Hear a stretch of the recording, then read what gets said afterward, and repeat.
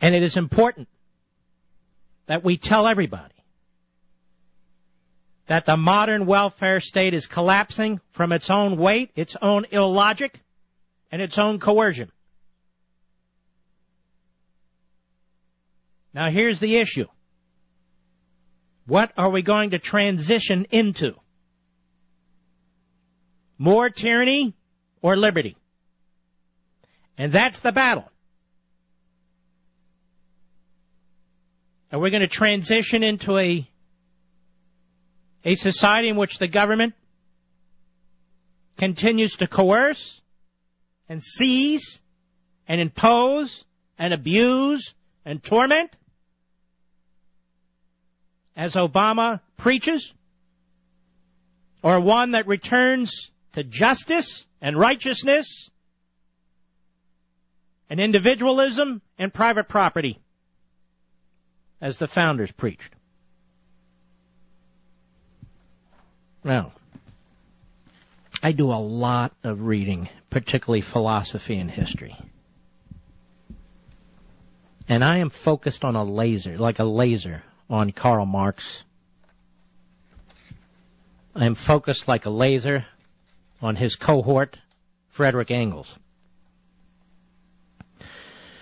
And without getting too complicated, Marx promoted this theory of dialectical materialism.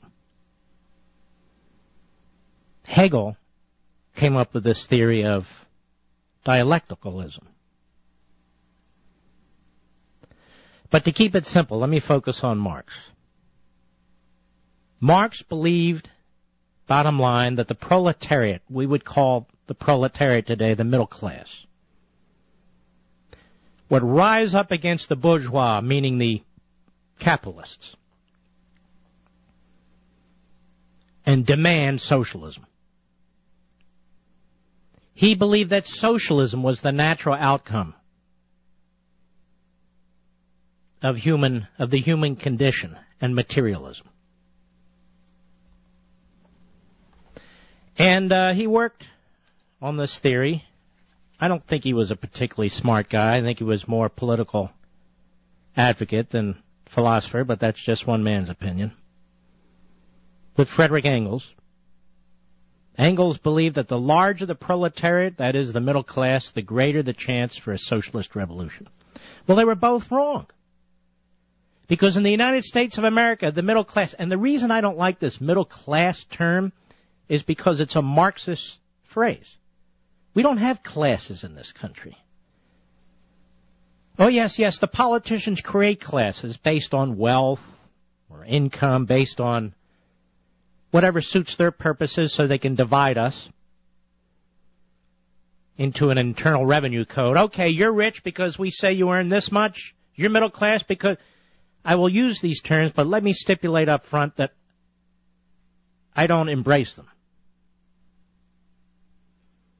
But Engels thought the larger the middle class of the proletariat, the greater the chance of a socialist revolution. And yet here in the United States of America, quite the opposite.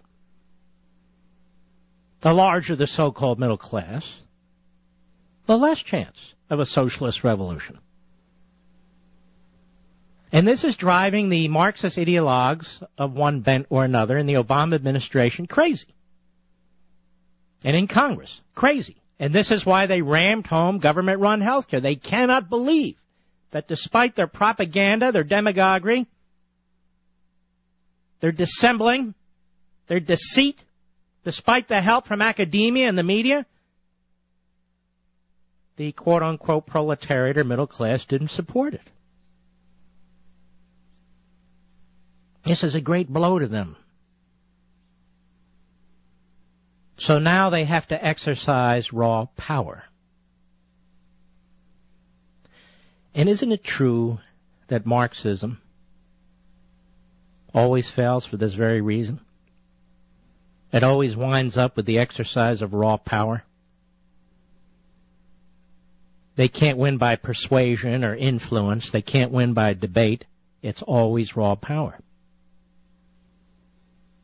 Then we get sort of these Marxist light type philosophers or policymakers, John Maynard Keynes. And he lived from the late 1800s, 1883, excuse me, 1946, and you hear his name all the time. You probably don't even know what it's about. People throw it around. The Keynesian theory, which comes down to basically this: government spending should be inversely proportional to private trade. What do I mean? When trade is booming, government should spend little. When the economy slumps, public spending should go up. In other words, the government can determine demand by its own fiscal policies. Now, two things about that. First of all, the statists today are not Keynesians, because they believe the government should spend whether the economy is in a slump or whether the economy is chugging along. Hence, the disastrous financial condition of the United States government. That is us. Because even Keynes wouldn't support what Obama is doing. And yet, even if they followed the Keynesian theory, it would be a disaster. The economy's too big. There's too many people for the government to effectively control supply and demand. All the Keynesians would do is create dislocation, shortages, bottom line misery. So, but the point is they're not even following Keynes. So who are they following? What are they doing?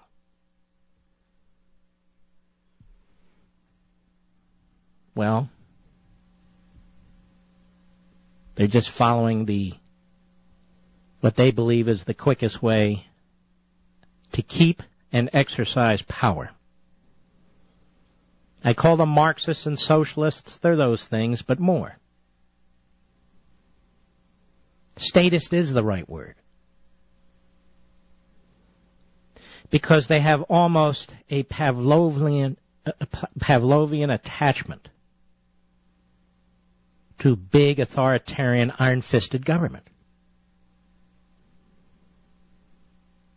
They don't even have a real theory to back it up anymore, since all the theories that used to exist have now been tried and are disasters.